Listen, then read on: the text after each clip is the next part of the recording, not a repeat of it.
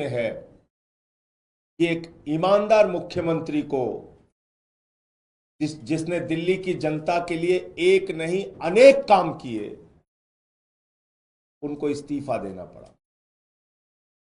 लोग सवाल पूछ रहे हैं कि अरविंद केजरीवाल ने इस्तीफा क्यों दिया। लोग सवाल पूछ रहे हैं कि अरविंद केजरीवाल को इस्तीफा देने की जरूरत क्या थी।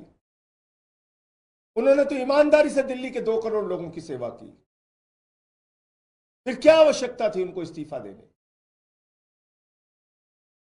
आपने देखा होगा पिछले 2 साल से लगातार भारतीय जनता पार्टी अरविंद केजरीवाल को बदनाम करने की कोशिश, भ्रष्टाचार के झूठे आरोप उनके खिलाफ खड़े किए गए, बेबुनियाद निराधार जिसमें 1 रुपए का सबूत नहीं मिला, ऐसे आरोप उनके ऊपर लगाए गए। बीजेपी वालों ने उनको भ्रष्टाचारी कहा, उनकी ईमानदारी पर सवाल उठाया। कोई आम नेता होता, कोई मोटी चमड़ी वाला नेता होता, उसको कोई फर्क नहीं पड़ता, वो अपनी कुर्सी से चिपका पड़ा रहता। लेकिन ये अरविंद केजरीवाल है, इन्होंने अपनी सच्चाई और ईमानदारी से यहां तक का सफर तय किया है और ईमानदारी से दिल्ली के लोगों की सेवा की है। सुप्रीम कोर्ट ने उनके हक में फैसला भी दे दिया, एक ऐसे मामले में जिसमें जमानत मिलना लगभग नामुमकिन होता है। कोई और नेता होता तो कहता कि सुप्रीम कोर्ट से हमें जमानत मिल गई, काफी है। सुप्रीम कोर्ट ने कह दिया कि सीबीआई ने, ईडी ने जो कार्रवाई की है वो दुर्भावना से की है, राजनीति से प्रेरित होकर की है, पिंजरे में बंद तोते की तरह काम किया है। कोई और नेता होता तो कहता सुप्रीम कोर्ट ने हमारे हक में फैसला सुना दिया, जमानत दे दी, अब अपने पद पर बना रहूंगा। लेकिन अरविंद केजरीवाल ने तय किया हम जनता की अदालत में जाएंगे। जनता की अदालत में जिसकी सेवा हमने ईमानदारी से की है पिछले 10 सालों में, हम उनके पास जाएंगे और उनसे अपनी ईमानदारी का प्रमाण पत्र लेके आएंगे। मुझे पूरा भरोसा है दिल्ली की जनता प्रचंड बहुमत के साथ अरविंद केजरीवाल को ईमानदारी का प्रमाण पत्र देगी, कि उन्होंने पूरी सच्चाई के साथ, ईमानदारी के साथ दिल्ली के लोगों की सेवा की है। मुख्यमंत्री के तौर पे बहुत सारी सुविधाएं किसी भी व्यक्ति को मिलती हैं, अरविंद केजरीवाल को भी वो सुविधाएं मिली हैं। कल जब उन्होंने इस्तीफा दिया तो पहली बात उन्होंने की कि अब हम ये सारी सुविधाएं छोड़ देंगे, मुख्यमंत्री को मिलने वाली सारी सुविधाएं छोड़ देंगे। बाकी नेताओं की हालत हम जानते हैं, अगर कभी किसी पद पे पहुंच गए, कोई सुविधा मिल गई तो उसको नहीं छोड़ने के लिए सालों साल लड़ाई लड़ते हैं, घर से मकान से चिपके रहते हैं। लेकिन अरविंद केजरीवाल ने फैसला किया है कि उन्होंने कहा हम अपना मकान खाली करेंगे, हम अपना घर खाली करेंगे, 1 हफ्ते के अंदर हम अपना घर खाली करेंगे। उनकी सुरक्षा को लेकर भी सवाल है, एक नहीं कई बार उनके ऊपर हमले हुए। हमने उनसे कहा, समझाने की कोशिश की कि आपकी सुरक्षा को खतरा है, कई बार आप पे हमला हो चुका है, मां बाप घर में थे उस वक्त भी उनके घर पे हमला हो चुका है, भारतीय जनता पार्टी के लोगों ने हमला किया है, कई बार उनको शारीरिक नुकसान पहुंचाया गया, कहीं कालिक फेंकी गई, कहीं हमला किया गया, चोट पहुंचाई गई। ये सारा कुछ हुआ अरविंद केजरीवाल के साथ। उनके बूढ़े मां बाप हैं, उनकी पत्नी है, उनके बच्चे हैं, उनकी सुरक्षा को लेके हम सब चिंतित हैं। हमने समझाने की कोशिश की कि ये घर सिर्फ मुख्यमंत्री के तौर पे ही नहीं बल्कि आपकी सुरक्षा की दृष्टि से भी जरूरी है। लेकिन उन्होंने तय किया कि हमारी रक्षा भगवान करेगा, ईश्वर करेगा। मैं 6 महीने जेल में रहा, खूंखार अपराधियों के बीच में रहा, लेकिन बावजूद इसके ईश्वर ने मेरी रक्षा की, ईश्वर ही मेरी रक्षा करेगा, मुझे घर की कोई चिंता नहीं। तो उन्होंने घर छोड़ने का फैसला किया। घर छोड़ के लोगों के बीच में रहेंगे, आम लोगों के बीच में रहेंगे। अभी तय नहीं है कहां रहेंगे, लेकिन आप सबके प्यार से, आशीर्वाद से कोई ना कोई ठिकाना तय होगा जहां पर वो रहेंगे। लेकिन सवाल आज अरविंद केजरीवाल मात्र का नहीं है, सवाल है दिल्ली की 2 करोड़ जनता का। अरविंद केजरीवाल के साथ तो जो बीजेपी वाले कर रहे हैं वो आप देख रहे हैं, खुली आंखों से देख रहे हैं। झूठे भ्रष्टाचार के आरोप लगाए, जेल में उनको पकड़ के डाल दिया, उनके शिक्षा मंत्री को जेल में डाल दिया, स्वास्थ्य मंत्री को जेल में डाल दिया, पूरी पार्टी को तोड़ने की कोशिश की, आम आदमी पार्टी को खत्म करने की कोशिश की, अरविंद केजरीवाल की राजनीति को खत्म करने की कोशिश की। लेकिन आपके आशीर्वाद से अरविंद केजरीवाल ने अपने हौसले से उनकी इस राजनीति को जवाब देने का काम किया। अब समय आपका है, दिल्ली के लोगों का है, क्योंकि देश के प्रधानमंत्री तो खुलेआम कहते हैं मुफ्त की सुविधाएं बिल्कुल नहीं मिलनी चाहिए, बंद हो जानी चाहिए मुफ्त की सुविधाएं। आपको सोचना है, अरविंद केजरीवाल नहीं होगा तो दिल्ली का क्या होगा? अरविंद केजरीवाल नहीं होगा तो दिल्ली के लोगों का क्या होगा? जो बच्चों को मुफ्त शिक्षा मिलती है वो शिक्षा बंद हो जाएगी। 27 साल हो गए गुजरात के अंदर, एक भी स्कूल ऐसा नहीं बन पाया जिसमें प्रधानमंत्री अपनी फोटो खिंचवा सके और दिखा सके कि ये हमारा सरकारी स्कूल है। उनको टेंट का स्कूल गुजरात में, अहमदाबाद में चुनाव के दौरान बनवाना पड़ता है दिखाने के लिए। एक स्कूल नहीं बनवा पाए देश के प्रधानमंत्री 27 साल के शासन के बाद गुजरात के अंदर। पूरे देश में बताइए, भारतीय जनता पार्टी शासित राज्यों में जो स्कूल अरविंद केजरीवाल ने बनवाया, ऐसा एक स्कूल किसी राज्य में बना। बच्चों के लिए मुफ्त शिक्षा की सुविधा, मोहल्ला क्लिनिक की सुविधा, जहां फ्री दवा, free test, free ultrasound, free इलाज, ये बंद हो जाएगा। ये मोहल्ला क्लिनिक बंद कर देगी बीजेपी, ये मुफ्त की दवाएं बंद कर देगी, क्योंकि वो तो दिल्ली के लोगों को अपमानित करते हैं, कहते हैं मुफ्त खो रहे हैं, मुफ्त खो रहे हैं। याद रखना, आपको गालियां देते हैं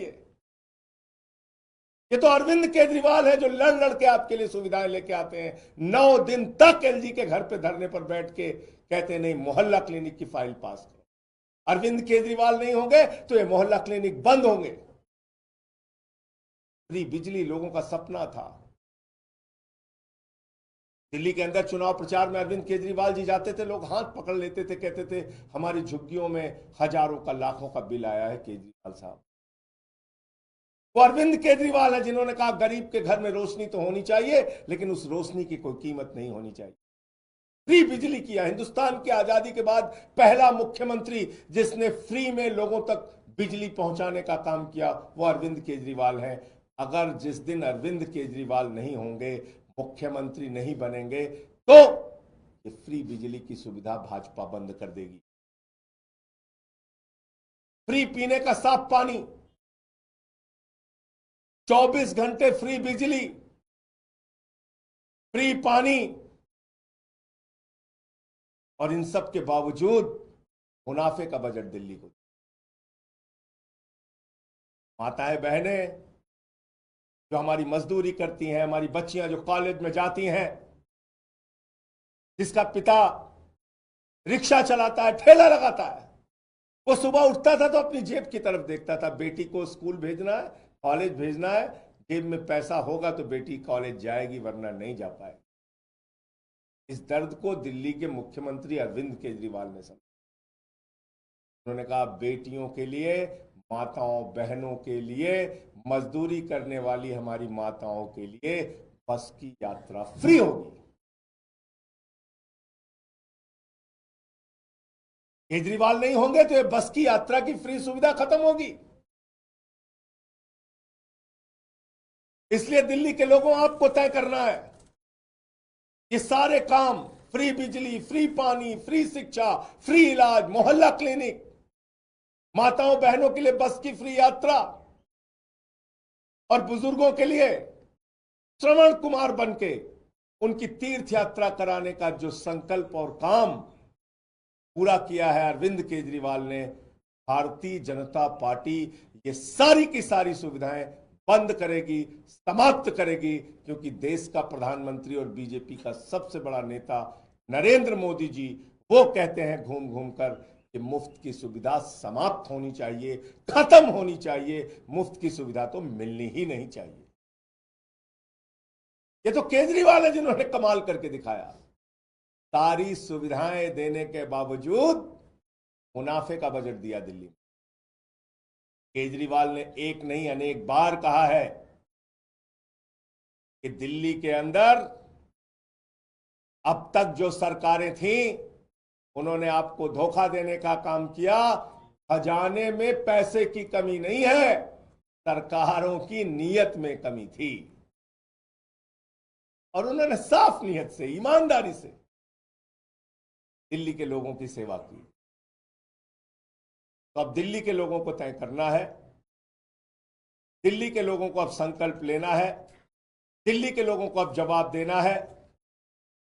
जनता की अदालत में अरविंद केजरीवाल जी जाएंगे, और मुझे पूरा यकीन और भरोसा है कि जनता की अदालत से अपनी ईमानदारी का प्रचंड बहुमत का प्रमाण पत्र लेके आएंगे।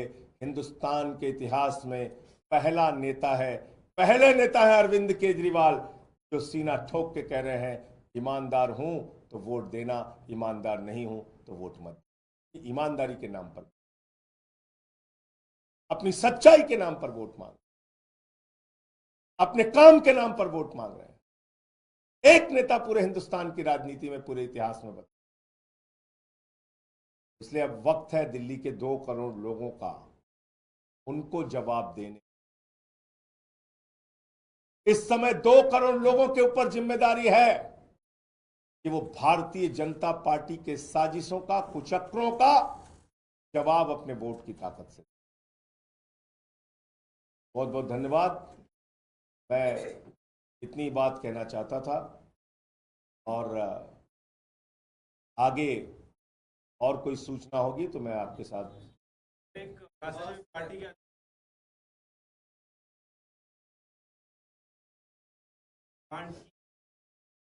देखिए, अभी जो जानकारी मेरे पास है मैंने आपको बता दी।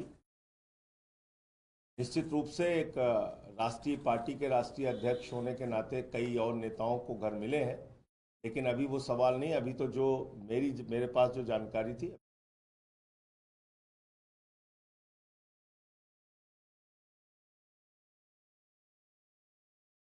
अरे भाई जो भी सुविधाएं मिलती हैं, घर गाड़ी सब त्याग देंगे,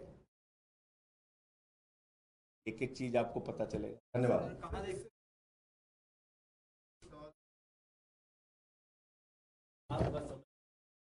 से इस्तीफा दिया, और उनके इस फैसले से दिल्ली की जनता दुखी है, गुस्से में है, नाराजगी में है कि एक ईमानदार मुख्यमंत्री को, जिसने दिल्ली की जनता के लिए एक नहीं अनेक काम किए, उनको इस्तीफा देना पड़ा। लोग सवाल पूछ रहे हैं कि अरविंद केजरीवाल ने इस्तीफा क्यों दिया। लोग सवाल पूछ रहे हैं कि अरविंद केजरीवाल को इस्तीफा देने की जरूरत क्या थी। उन्होंने तो ईमानदारी से दिल्ली के 2 करोड़ लोगों की सेवा की। फिर क्या आवश्यकता थी उनको इस्तीफा देने? आपने देखा होगा पिछले 2 साल से लगातार भारतीय जनता पार्टी अरविंद केजरीवाल को बदनाम करने की कोशिश, भ्रष्टाचार के झूठे आरोप उनके खिलाफ खड़े किए गए, बेबुनियाद निराधार जिसमें 1 रुपए का सबूत नहीं मिला, ऐसे आरोप उनके ऊपर लगाए गए। बीजेपी वालों ने उनको भ्रष्टाचारी कहा, उनकी ईमानदारी पर सवाल उठाया। कोई आम नेता होता, कोई मोटी चमड़ी वाला नेता होता, उसको कोई फर्क नहीं पड़ता, वो अपनी कुर्सी से चिपका पड़ा रहता।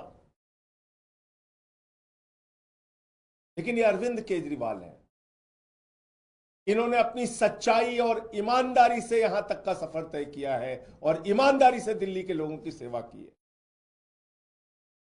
सुप्रीम कोर्ट ने उनके हक में फैसला भी दे दिया, एक ऐसे मामले में जिसमें जमानत मिलना लगभग नामुमकिन होता है।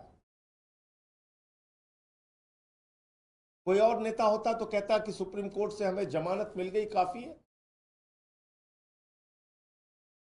सुप्रीम कोर्ट ने कह दिया कि सीबीआई ने, ईडी ने जो कार्रवाई की है वो दुर्भावना से की है, राजनीति से प्रेरित होकर की है, पिंजरे में बंद तोते की तरह काम किया है। कोई और नेता होता तो कहता सुप्रीम कोर्ट ने हमारे हक में फैसला सुना दिया, जमानत दे दी, अब अपने पद पर बना रहूंगा। लेकिन अरविंद केजरीवाल ने तय किया हम जनता की अदालत में जाएंगे। जनता की अदालत में जिसकी सेवा हमने ईमानदारी से की है पिछले 10 सालों में, हम उनके पास जाएंगे और उनसे अपनी ईमानदारी का प्रमाण पत्र लेके आएंगे। मुझे पूरा भरोसा है दिल्ली की जनता प्रचंड बहुमत के साथ अरविंद केजरीवाल को ईमानदारी का प्रमाण पत्र देगी, कि उन्होंने पूरी सच्चाई के साथ, ईमानदारी के साथ दिल्ली के लोगों की सेवा की है। मुख्यमंत्री के तौर पे बहुत सारी सुविधाएं किसी भी व्यक्ति को मिलती हैं, अरविंद केजरीवाल को भी वो सुविधाएं मिली हैं। कल जब उन्होंने इस्तीफा दिया तो पहली बात उन्होंने की कि अब हम ये सारी सुविधाएं छोड़ देंगे, मुख्यमंत्री को मिलने वाली सारी सुविधाएं छोड़ देंगे। बाकी नेताओं की हालत हम जानते हैं, अगर कभी किसी पद पे पहुंच गए, कोई सुविधा मिल गई तो उसको नहीं छोड़ने के लिए सालों साल लड़ाई लड़ते हैं, घर से मकान से चिपके रहते हैं। लेकिन अरविंद केजरीवाल ने फैसला किया है कि उन्होंने कहा हम अपना मकान